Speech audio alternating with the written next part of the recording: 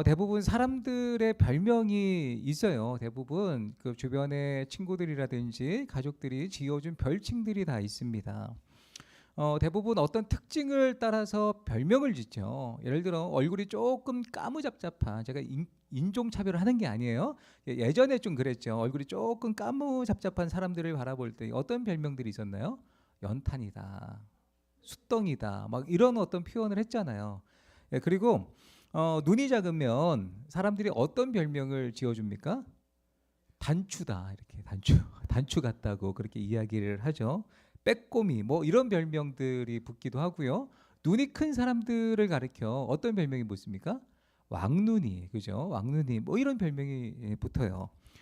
저는 고등학교 때 별명이 있다면 이장이라는 별명이 있습니다. 이장, 동네 이장 있잖아요, 마을 이장. 제가 아산에 있는 시내에 있는 한 고등학교를 나왔는데요.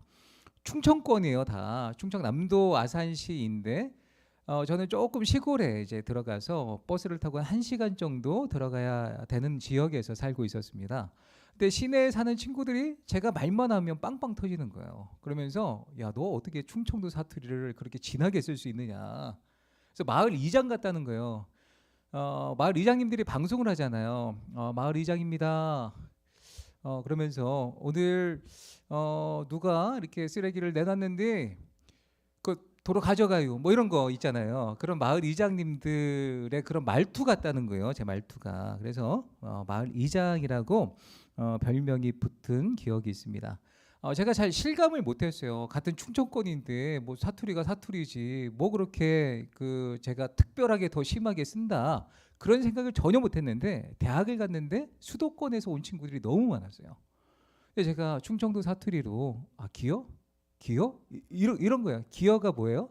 그래라는 뜻이잖아요. 근데 어떤 친구가 심각하게 저한테 질문하는 거야. 영신아, 기어가 무슨 뜻이야? 모르는 거야. 그래서 내가 진짜 충청도 사투리를 많이 쓰고 있구나. 예, 그런 걸 깨달은 적이 있습니다. 그렇습니다. 사람들이 그 별명이 붙는다면 어떤 특징을 가지고 사람들이 별명을 지어서 부르곤 합니다. 오늘 본문에도 보면 두 개의 별명, 별칭이 등장합니다. 첫 번째 별칭은요, 그리스도인이라는 별칭이고요. 또 하나의 별칭이 있다면 바나바라는 별칭입니다. 이 두 별명이 어떻게 불려지게 되었는지 살펴보므로 우리가 그리스도인으로서 어떻게 살아가야 되는지, 우리가 별명이 그렇잖아요. 좀 기분 나쁜 별명이 있는데 들어도 좀 친근하고 좀 좋은 별명들이 있는 거예요. 근데 오늘 본문에 보면 우리가 들어도 전혀 기쁘지 않을 정도로 정말 이 별명을 우리가 들어야 됩니다. 그래서 어떻게 하면 우리가 그리스도인으로, 어떻게 하면 바나바의 어떤 이름과 같이 별명을 들을 수 있는지 말씀을 통해 한번 살펴보도록 하겠습니다. 첫 번째 별명입니다. 같이 읽습니다. 그리스도인, 그리스도께 속한 자들이다. 안 넘어가네요. 네, 넘어갈 거예요. 네, 그리스도인, 그리스도께 속한 자들이다. 그리스도인, 이 호칭이 처음 불려지게 된 교회가 있다면 안디옥 지역에서 안디옥 성도들이 예수 그리스도를 믿고 예수 그리스도의 복음대로 살았기 때문에 이 별칭을 듣게 됩니다. 안디옥 교회는요, 타이틀을 여러 개 갖고 있었어요. 최초의 이방인 교회였습니다. 최초의 그리스도인이라는 말을 들었습니다. 최초로 이방인들 가운데 선교사를 파송한 교회가 있다면 안디옥 교회였습니다. 안디옥 교회가 어떻게 생겨났을까요? 19절 말씀 같이 읽습니다. 그때에 스데반의 일로 일어난 환란으로 말미암아 흩어진 자들이,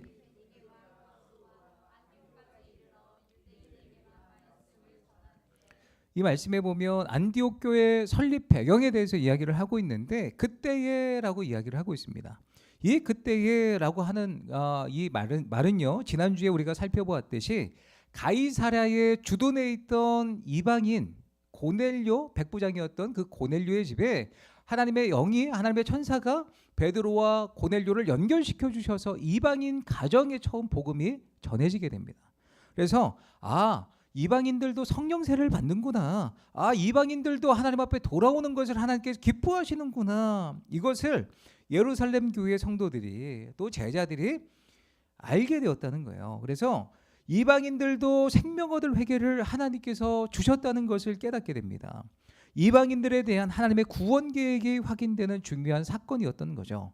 바로 그 사건이 있는 그때에 예루살렘 교회로부터 북쪽으로 약 480km 정도 떨어져 있는 안디옥에서 어떤 일이 벌어집니까? 20절 21절 같이 있습니다. 그 중에 구브로와 구레네 몇 사람이 안디옥에 이르러 헬라인에게도 말하여 주 예수를 전파하니 주의 손이 그들과 함께 하심에 수많은 사람들이 믿고 주께 돌아오더라. 말씀해 보면 그때에 스데반 집사님의 환난, 그 핍박으로 인하여서 온 지역으로 믿는 사람들이 흩어지게 되죠. 몇 명의 사람들이 안디옥이라는 지역에 가서 처음에 누구를 대상으로 복음을 증거하냐면 유대인들 대상으로 복음을 증거했다는 거예요. 그런데 이 사람들이, 그 중에 몇 사람들이 안디옥에 이르러 헬라인에게도 이방인에게도 복음을 증거했더니, 주 예수를 전파했더니 그들이 믿었다는 거예요. 한쪽에서 고넬료의 가정이 구원받아 이방인들도 구원을 받게 되는 그 장면이 일어나고 있는 그 시점에서 다른 안디옥의 지역에도 이방인들이 구원을 받고 있는 그런 놀라운 역사가 일어나고 있었다는 것입니다. 이방인들이 주님께 돌아온다는 소문을 예루살렘 교회가 또 듣게 되었어요. 그래서 바나바라는 사람을 안디옥에 파송해서 이방인들이 정말로 예수 그리스도를 믿고 예수 그리스도를 영접했는지 확인하고자 바나바를 안디옥에 파송하게 됩니다. 바나바가 안디옥에 도착해서 그 성도들을 만나고 뭐라고 고백하냐면, 그가 이르러 하나님의 은혜를 보고 기뻐하여 모든 사람에게 굳건한 마음으로 주와 함께 머물러 있어라 권하게 됩니다. 하나님의 은혜를 보고 기뻐했다는 거예요. 예수 그리스도를 그들이, 이방인들이 정말로 영접하고 믿고 있었기 때문입니다. 그래서 바나바가 이방인 성도들에게 뭐라고 권고하고 있는 거예요? 주와 함께 머물러 있어라. 지금 믿는 대로 그 주 예수 그리스도와 함께 머물러 있어라 권고하게 됩니다. 그리고 24절 말씀에 보면, 이에 큰 무리가 주께 더하여지더라. 이방인 교회에서 이방인들을 주축으로 복음 전파가 이루어지게 되었을 때 그 복음으로 말미암아 점점 더 그 믿는 자의 수가 더해져가는 그런 놀라운 일들이 벌어지게 됩니다. 한마디로 이 안디옥 교회는요, 주 예수께 사로잡힌 사람들, 그 사람들이 복음을 전파하여서 주의 손이 그들과 함께 하셔서 주님의 역사로 숫자가 더해져가는 그런 놀라운 교회로 부흥하게 되었습니다. 그들 중심엔 누가 있었습니까? 예수 그리스도가 있었어요. 예수 그리스도를 중심으로 모시며 살아갈 때에 그들은 숫자가 이렇게 부흥하는 것도, 또 성령의 충만함도 경험하게 되지만, 또 주변의 사람들에게 어떤 이야기를 듣게 되냐면, 제자들이 안디옥에서 비로소 그리스도인이다 일컬음을 받게 되었더라. 안디옥에서 최초로 그리스도인이라는 타이틀을 얻게 되는데, 말씀해 보면 강조점이 어디에 있습니까? 비로소입니다. 비로소. 비로소, 이 비로소는요, 최초로라는 단어입니다. 이 최초로 이 그리스도인이 되는데, 이 그리스도인이 무엇이냐면 어떤 뜻을 갖고 있냐면, 당시에는요, 어떤 집에 소속돼 있는 사람, 그 사람을 가리켜서 예를 들어 뒤에 전미사로 IAN이라는 단어를 사용하게 됩니다. 예를 들어 헤롯의 집에 소속돼 있는 사람들, 헤롯을 추종하고 있는 사람들, 헤롯의 종들을 가리켜서 헤롯 그리고 뒤에 전미사 IAN을 붙여서 헤로디안이라고 불렀습니다. 또 가이사에 소속돼 있는 추종자들, 노예들, 종들, 그 집안의 사람들을 가리켜서 가이사리안이라고 불렀습니다. 끝에 전미어로 IAN을 붙였던 거예요. 그래서 그리스도 플러스 IAN, 그러면 크리스찬이 되는 거예요. 그러니까 이 IAN은요, 그 집에 속한 사람들, 그리고 군사, 종, 추종자, 이 어떤 도를 따라가는 사람들, 그런 뜻을 갖고 있는 거예요. 그러니까 그리스도인이란 뜻은 무슨 뜻입니까? 예수 그리스도께 속한 사람들, 예수 그리스도의 종들, 예수 그리스도의 군사들, 예수 그리스도의 집안에 소속되어 있는 사람들, 예수 그리스도의 도를 추종하는 사람들, 그런 뜻을 갖고 있는 거예요. 우리말로 쉽게 이야기를 하면 예수쟁이라는 표현입니다. 우리말 예수쟁이도 그렇지만 2000년 전 그리스도인이라는 이 용어 역시 두 부류의 사람들에게 다른 의미로 사용되어집니다. 예수쟁이 그러면 한마디로 예수님의 열심히 있는 사람들이라는 좋은 의미도 있고, 예수에 미쳐 있는 사람들, 약간 부정적인 의미로도 그렇게 사용되어지잖아요. 이 그리스도인이란 표현도 역시 두 가지 의미가 있는 거예요.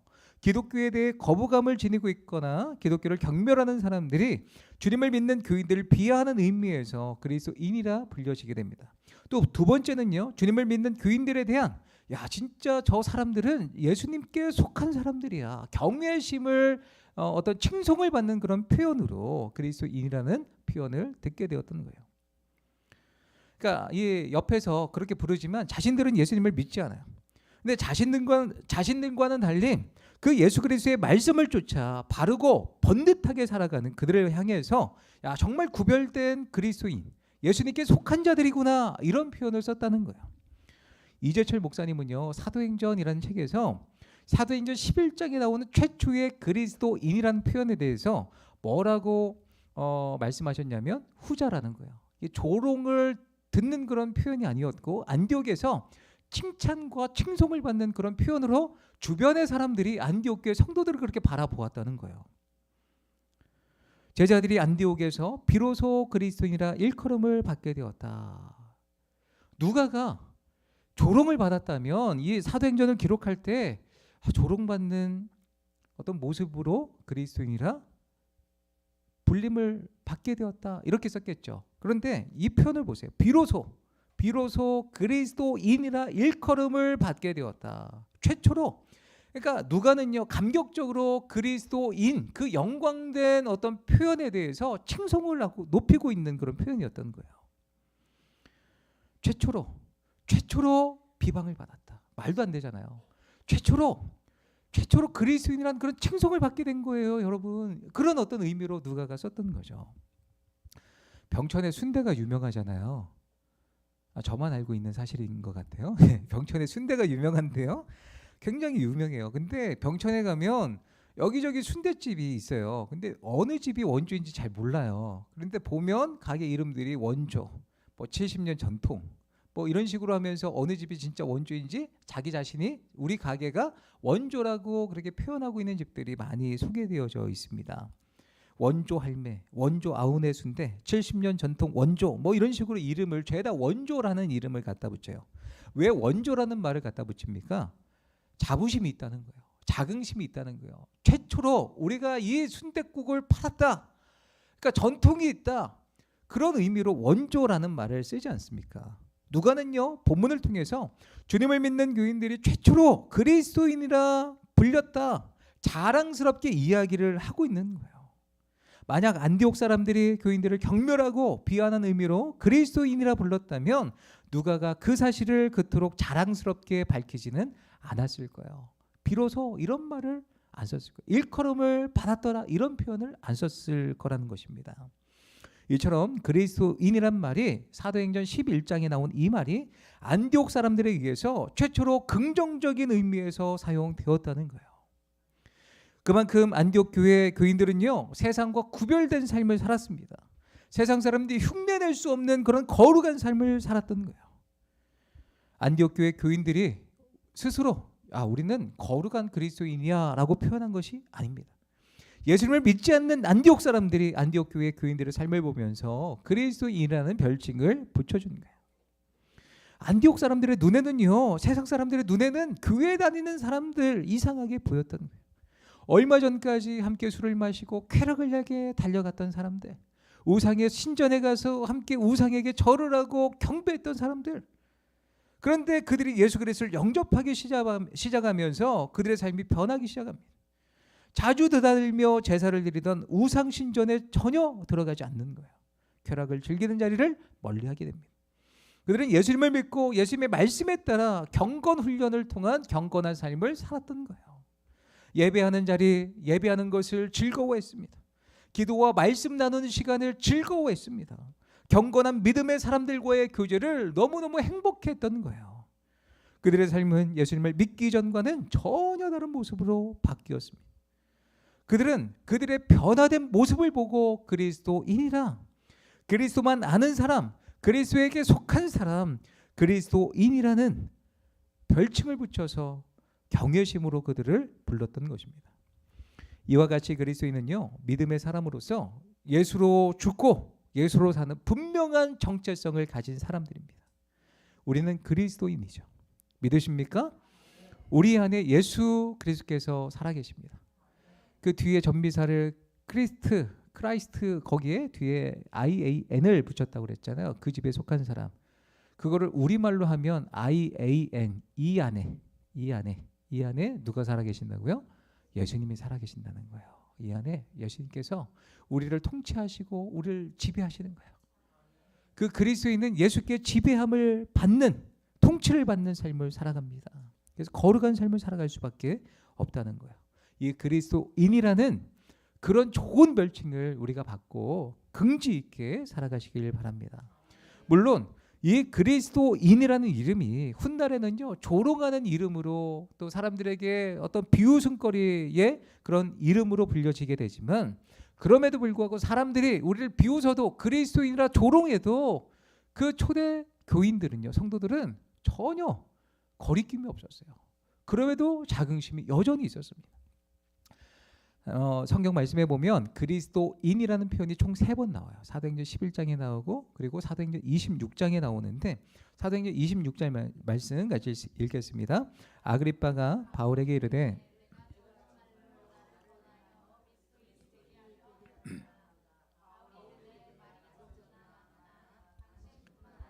오늘 내 말을 듣는 모든 사람도 다 이렇게 결박된 것 외에는 나와 같이 되기를 하나님께 원하나이다 하니라.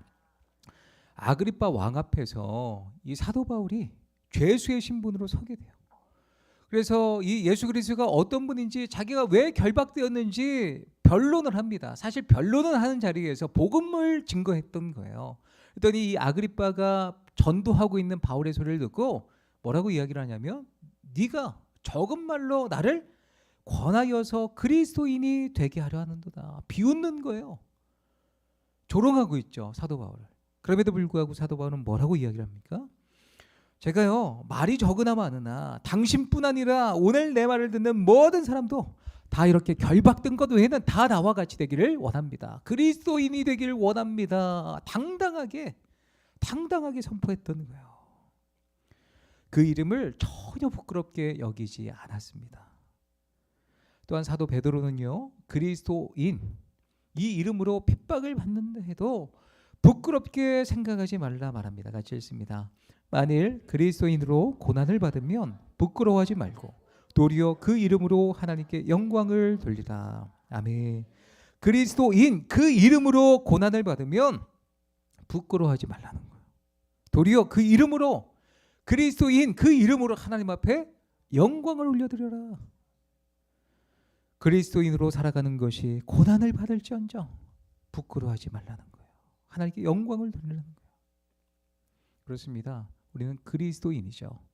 이런 별칭을 갖고 있는 줄 믿습니다. 우리 세상 사람들의 손가락질과 비방을 들어도 우리는 부끄러움이 없는 자들이에요. 왜요? 구원함을 받은 자들이기 때문이죠. 훗날 로마의 대화재 사건으로 로마 황제였던 네로가요, 그 화재의 주 원인으로 누구를 지목하냐면 그리스도인들을 지목하게 됩니다.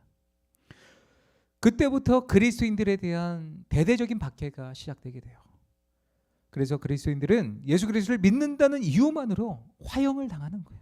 그들은 황제를 숭배하지 않았어요. 신처럼 떠받들고 있는 그 황제를 거절했던 거예요. 우리가 믿는 분은 오직 예수 그리스도 삼위일체 하나님이십니다 고백했기 때문에 로마 정부로부터 핍박을 받을 수밖에 없었던 거죠. 팍스 로마나, 로마의 평화를 위해서 한 사람의 희생을 통해 로마의 평화가 가져가면 그 사람의 희생은 당연한 거다. 이게 팍스 로마나인데 그리스도인들이 그렇게 희생을 당했던 거예요. 이 로마 제국의 평화를 해치는 자들, 황제가 신임에도 불구하고 신으로 여기지 않는 팍스 로마나를 해치는 자들, 그래서 그들을 화형을 하거나 원형 경기장에 맹수의 밥이 되도록 던져 넣게 됩니다.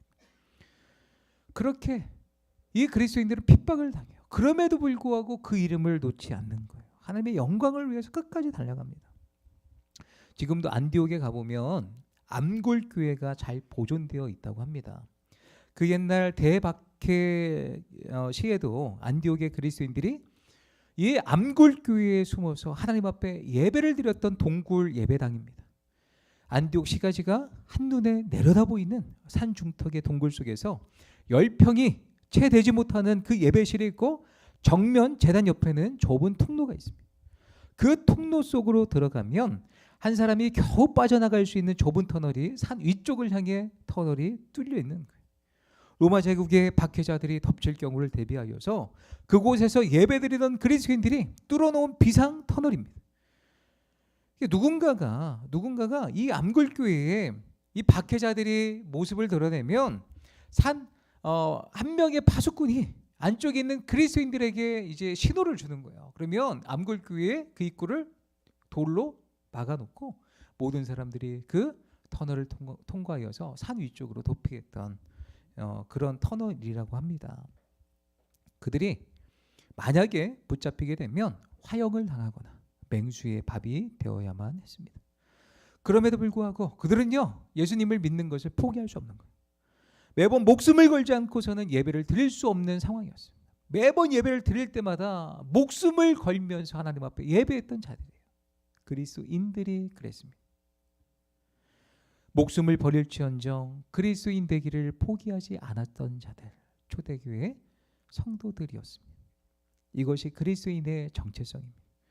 예수를 이 안에 모시고 사는 사람들의 정체성인 것입니다. 어떠한 박해가 있어도 예수 그리스도의 그 그리스도의 인이라는 이름을 붙들고 주님 앞에 살아가시기를 축원합니다. 초대 교부였던 유세비우스는요, 그리스도인의 역사라는 그의 책에서 프랑스 리옹 출신의 한 청년의 이야기를 기록하고 있습니다. 그리스도인들이 극도의 박해에 시달릴 때입니다. 상투스라는 이름을 가진 청년 역시 예수 그리스도를 믿는다는 이유만으로 로마 당국에 잡혀오게 됩니다. 예수를 부인하고 예수를 저주하면 살려주겠다는 박해자들에 맞서서 그는 극도의 고문을 이겨내고 있었습니다. 그들은 그에게 이름이 무엇이냐고 묻게 됩니다. 너의 이름은 무엇이냐? 나는 그리스도인입니다. 너는 어느 나라 사람이냐? 저는 그리스도인입니다. 너는 자유인이냐 노예이냐? 저는 그리스도인입니다. 끝까지 나는 그리스도인입니다. 그리스도인으로 살다가 붙잡혀온 그는요, 죽음을 맞이하는 최후의 순간까지도 그리스도인으로서 죽고 싶었던 거예요. 그렇습니다. 우리는 그리스도인으로 살다가 그리스도인으로 죽어야 합니다. 그리스도인이라는 말은요, 주일날 한 번 교회 출석하는 사람이란 뜻이 아닙니다. 그 삶의 양식이 세상과 구별되는 별종의 사람이란 뜻이에요. 사나 죽으나 하나님의 영광을 위해서 예수 그리스도의 십자가를 위해서 살아가는 자들, 그런 사람들을 뜻합니다. 사랑하는 성도 여러분, 우리는 그리스도인으로서 그분의 말씀이 나를 지배하고 나는 세상과 구별된 그리스도인이라는 이 귀한 이름을 붙들고 이 귀한 이름에 자긍심을 갖고 예수 그리스도를 이 안에 모시고 예수로 살고 예수로 죽는 참된 그리스도인으로 살아가시기를 예수님의 이름으로 축원합니다. 우리가 오늘 말씀을 통해서 살펴볼 두 번째 별명입니다. 같이 읽습니다. 바나바, 복음으로 사람을 위로하고 세워야 한다. 바나바. 이 바나바는 사람 이름이 아니에요. 바나바는요, 별명입니다. 오늘 말씀해 보면 안디옥 교회가 그리스도인이라는 별명을 얻게 되잖아요. 그 별명을 얻게 되는데 가장 중심에 있었던 한 사람이 있습니다. 같이 읽습니다. 바나바가 사울을 찾으러 다소에 가서 만남에 안디옥에 데리고 와서 둘이 교회에 1년간 모여 있어 큰 무리를 가르쳤고 제자들이 안디옥에서 비로소 그리스도인이라 일컬음을 받게 되었더라. 아멘. 자, 24절 말씀해 보면 바나바가 어떤 사람인지 소개를 하고 있고요. 바나바로 인하여서 큰 무리가 주께 더하여 지게 됩니다. 또 바나바가 사울을 안디옥에 데리고 와서 둘이 교회에서 1년간 큰 무리를 가르치게 되었을 때에 비로소 그때 안디옥에서 그리스도인이라는 별칭을 받게 되었던 거예요. 결정적인 역할을 했던 사람이 누구라고요? 바나바입니다. 바나바는요, 사도행전 4장 36절 37절 말씀에 보면 그는 구브로에서 난 레위족 사람이었습니다. 원래 이름은요, 요셉이었어요. 사도들이 그 요셉을 일컬어서 위로의 사람 바나바라는 별명을 지어주게 됩니다. 왜 위로의 사람이라는 별명을 지어줬을까요? 만나는 모든 사람들을 격려하고 위로했던 삶을 살았던 거예요. 그리고 자신이 있었던 모든 땅을 팔아서 제자들의 발 앞에 두게 됩니다. 예루살렘 교회가 이방인 최초의 교회로 세워진 안디옥 교회를 위해 파송한 목회자가 바로 이 바나바였습니다. 오늘 본문에도 보면 바나바가 어떤 사람이라고요? 그는 착한 사람입니다. 성령과 믿음이 충만한 사람입니다. 그 바나바로 인하여서 큰 무리가 주께 더하여진다 소개를 하고 있죠. 인격적으로 그는 좋은 성품을 지니고 있던 사람입니다. 이런 사람이 이방인의 부흥이 일어나고 있는 안디옥으로 갔다는 것이 참으로 다행이죠. 만약에 율법적으로 좀 엄격한 유대주의자가 안디옥으로 갔다면 안디옥에서 일어나고 있는 지나친 열광적인 종교 행위에 대해 간섭하였을 것입니다. 유대식으로 예수를 믿으라고 할례를 받으라고 강요를 했을지도 모릅니다. 성령의 역사에 부흥이 일어나고 있는 그 안디옥 교회에 찬물을 끼얹는 일을 했을지도 모릅니다. 그러나 바나바는 그렇게 하지 않았습니다. 바나바의 눈에는 그런 것들이 중요하지 않았던 거예요. 바나바가 본 것은요, 지금 이들이 종교적인 열심의 그 행위가 아니라 이들에게 무엇이 필요한가가 그에게 보였던 거예요. 지금 안디옥 교회는요, 큰 부흥이 일어나고 있는 상태입니다. 더욱이 안디옥 교회는 유대인들보다 이방인들이 거의 전부였어요. 이방인들 중심으로 교회가 세워졌던 것입니다. 바나바가 안디옥에 도착했을 때 다소 안디옥 교회에서 드려지는 예배는 예루살렘 초대교회 같은 그런 예배 분위기가 아니었을 거예요. 좀 색다른 그런 예배 분위기였을 것입니다. 이방인들 중심이었기 때문이죠. 그러니까 유대인으로서 비판거리를 찾으려면 충분히 찾을 수 있습니다. 그러나 바나바는요, 비판거리를 찾는 것이 아니라 겸손한 모습으로 안디옥 교회를 칭찬하게 됩니다.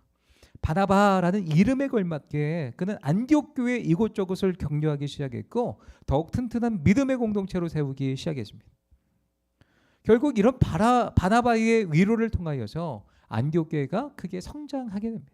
성경은 이렇게 표현하죠. 이에 큰 무리가 주께 더하여 지더라. 할렐루야. 우리가 그런 존재가 되시길 축원합니다. 우리로 말미암아 이 금천중앙교회가 더욱 큰 무리가 주께 더하여 지더라. 금천중앙교회뿐만이 아니라 사실 하나님의 나라가 그렇게 확장되어야 되겠죠. 우리가 그리스도인으로서 위로해야 될 이 시대의 바나바가 되어서 믿지 않는 자들이 더욱 하나님의 나라 가운데 들어올 수 있도록 그런 영향력 있는 삶을 살아가시기를 축복합니다. 빌리 그레함 목사님이 이런 말씀을 하셨어요. 하나님께서 단지 우리를 위로하시기 위해서 우리를 위로하시는 것이 아니라 우리로 하여금 위로자가 되도록 하시기 위해서 우리를 위로하시는 것이다. 하나님이 우리를 왜 위로하신다고요? 다른 누군가를 위로하게 하시기 위해서. 그렇습니다. 하나님은요, 우리를 위로하셔서 우리로 하여금 다른 누군가가 회복되기를 원하시는 분이세요. 이사야서 말씀해 보면 너희의 하나님이 이르시되 너희는 위로하라 내 백성을 위로하라 말씀하고 있습니다. 하나님의 명령인 거예요. 하나님은 우리를 위로하십니다. 그리고 우리가 세상 가운데 나아가서 하나님의 백성들을 위로하기를 원하시는 분입니다. 특히 어려운 사람, 가난한 사람, 병든 사람, 고독한 사람, 죽어가는 사람 모든 자들에게 찾아가서 위로자가 되어야 합니다. 위로가 있는 곳에 사막이 어떤 곳으로 변할까요? 오아시스가 되는 거예요. 미움과 질투, 원망과 불평이 있는 곳에 희락과 평강이 기쁨과 행복으로 변하게 됩니다. 증오가 있는 곳에 용서와 사랑이 넘치게 됩니다. 위로가 있는 교회가 부흥한다는 거예요. 위로가 있는 가정이 평안하고 사랑이 넘친다는 거예요. 우리 공동체 안에 많은 이 시대의 바나바들이 세워져서 영적으로 눌려있는 자들, 병든 자들, 위로가 필요한 자들에게 복음의 능력으로 정말 그들을 일으켜 세워줄 수 있는 그런 참된 교회가 되시기를 예수님의 이름으로 축원합니다. 이것이 예수님을 모신 사람들의 마땅한 삶인 거예요. 이 위로해야 될 바나바의 목회로 인하여서 안디옥 교인들이 점점 늘어나게 되자 그에게는요, 사역을 혼자 감당할 수 있는 힘이 없었어요. 그래서 동역자가 필요했습니다. 그때 바나바가 생각해낸 사람이 누구입니까? 사울이었어요. 다소에 있는 사울. 그래서 이 바나바는 사울을 찾아가게 됩니다. 그를 안디옥으로 데려오게 되죠. 바나바는 사울이 어떤 사람인지 잘 알고 있었습니다. 다메섹 도상에서 주님을 만난 바울이 아라비아를 거쳐 예루살렘으로 가게 되었을 때에 교회를 핍박했던 사도 바울의 전력을 아는 예루살렘의 제자들은요, 바울의 회심을 받아들이지 않았어요. 그들은 바울의 회심을 어쩌면 이자가 연기를 하는 거다, 교회를 일망타진하기 위한 위장전술이다 생각했던 거예요. 만나주지 않습니다. 어쨌든 그때 바울의 회심을 보증해 주었던 사람이 있다면 바로 바나바였습니다. 바나바는 바울이 어떤 사람인지, 그가 얼마나 큰 그릇인지, 유대교의 위대한 스승이었던 가말리아의 문화생이었던 바울이 얼마나 높은 학식을 가지고 있었는지, 그가 주님께 어떻게 쓰임을 받을 수 있는지 그의 가능성을 보았던 사람이 바나바였어요. 또한 바나바는요, 자신보다 바울이 모든 면에서 탁월하고 뛰어나다는 것을 알고 있었습니다. 그리고 이 바울을 동역자로 척할 경우에 뛰어났던, 자신보다 더 탁월하고 뛰어났던 이 바울이 안디옥 교회에서 나보다 더 인기와 명예와 지도력을 가질 수 있다는 생각을 했을까요? 못했을까요? 했던 거예요. 그것을 예상치 못할 정도로 바나바는 우둔한 사람이 아니었습니다. 그러나 바나바는요, 무엇이 더 중요했던 거예요? 자신의 인기, 명예, 영향력 중요하지 않았습니다. 하나님의 뜻이라면, 예수 그리스도의 복음의 확장을 위해서라면 자기 자신을 기꺼이 주님 앞에 내어 드릴 수 있는 그런 믿음의 사람이었던 거죠. 이처럼 바나바와 함께 사역을 시작한 바울의 사역은요, 점점 인정을 받게 됩니다. 바나바는 점점 뒤로 밀려나게 되고 바울은 점점 더 위로 올라가게 됩니다. 이것은 1차 선교 여행에서 잘 나타납니다. 안디옥 교회가 선교사로 바나바와 사울을 파송하게 됩니다. 먼저 순서가 중요하죠. 바나바가 먼저였어요. 사울이 두 번째였어요. 그런데 1차 선교 여행이 시작하자마자 구보로의 바보에서 떠날 때에 그 순서가 바뀌어지게 됩니다. 누가는요, 바울과 및 동행하는 사람들이라고 바꿔 부르고 있습니다. 선교팀의 리더십이 바뀌어졌다는 거예요. 안디옥 교회의 영적인 지도자가 누구입니까? 바나바였어요. 근데 선교 여행 중에 그 리더십이 교체가 되고 있는 거예요. 그렇습니다. 바나바는요, 기꺼이 자기의 자리를 내어줄 수 있는 사람이었어요. 다른 누군가를 세워주기 위해서 자기 자신을 내려놓을 수 있는 그런 사람이었던 거죠. 인간적으로 보면 바나바는 바울보다 먼저 예루살렘 교회 인정을 받은 사람입니다. 더 일찍 안디옥 교회에서 목회를 시작한 사람이고, 바울이 어려울 때 누구보다 먼저 바울을 찾아가서 바울을 일으켜 그를 인정해 주었던 사람입니다. 바울의 영적인 우산이 되어줬던 사람이 바로 바나바죠. 그러나 바나바는요, 하나님이 바울의 지식과 믿음을 들어쓰실 것을 보았기 때문에 기꺼이 자기의 자리를, 리더십을 바울에게 양도하는 거예요. 이것이 바나바의 위대한 영성입니다. 바나바는 바울에게 자기의 자리를 내어주고 나서 설상가상으로 2차 선교 여행 시작할 때에 마가의 동행 문제로 다투게 됩니다. 그럼 그렇지, 참 바나바와 바울은 동행할 수 없었어. 그 리더십이 바뀌는 건 말도 안 돼. 이제 서로 갈라져서 각자의 길을 갖고 원수가 되었어. 이렇게 생각해 볼 수 있어요. 그러나 바나바는 그런 사람이 아니었습니다. 비록 잠시 작은 일로 다투기는 했지만 바울의 능력을 보았던 바나바의 통찰력은요, 여기서도 변함이 없습니다. 비록 함께 선교 여행을 다니지는 않았을지라도 말입니다. 오히려 자신들의 분쟁의 직접적인 원인이 되었던 마가를요, 바나바는요, 그를 데리고 다니면서 잘 훈련시켜서 나중에 바울에게 좋은 동역자로 붙여주는 거예요. 디모데후서 4장 11절 말씀에 보면 바울이 마지막에 마가를 찾는 것을 볼 수 있습니다. 저가 나의 일에 유익이라, 마가가 나의 일에 유익이 된다 고백하고 있는 거예요. 원수가 아니라는 거죠. 바나바는 마가를 잘 세워서 바울과 동역할 수 있도록 붙여주었습니다. 또한 바울은요, 고린도전서 9장 5절 6절에서 바나바에 대해 언급을 하고 있어요. 어찌 나와 바나바만 일하지 아니할 권리가 없겠느냐. 다투었던 사람이 바나바를 언급하고 있어요. 나와 같이 신실하게 하나님의 사역을 감당하고 있는 자다, 이야기를 하고 있습니다. 바나바는 이처럼 바울과 마지막까지 함께 동행했던 믿음의 동역자였습니다. 사랑하는 성도 여러분, 우리는 그리스도인으로서 이 시대의 바나바가 되어야 합니다. 바나바와 같이 그리스도의 사랑과 통찰력으로 누군가를 위로해주고 누군가를 세워줘야 합니다. 바나바와 같이 내 자리를 기쁘게 다른 사람에게 내어줄 수 있는 영성의 사람이 되어야 합니다. 내가 자리를 비켜줌으로 더욱 하나님의 나라가 확장된다면 바나바와 같이 기꺼이 그렇게 하실 수 있는 영성이 우리 가운데 있어야 한다는 거죠. 비록 사소한 다툼이 있었을지라도 그 중심에 불타는 복음의 열정을 보고 끝까지 그 사람과 동행할 줄 아는 믿음의 사람이 되어야 합니다. 바나바가 어떻게 이런 삶을 살았던 것일까요? 그 안에 누가 살아계시기 때문에요. 예수 그리스도께서 살아계시기 때문에 이 안에 예수 그리스도께서 살아계시기 때문에. 말씀을 맺겠습니다. 우리는 예수님께 속한 사람입니다. 이 안에 예수 그리스도를 품고 사는 자들입니다. 세상이 모욕하고 조롱해도 이 이름을 그리스도인이라는 이 이름을 소중하게 여기고 이 이름에 대한 긍지를 갖고 살아가시기를 예수님의 이름으로 축복합니다.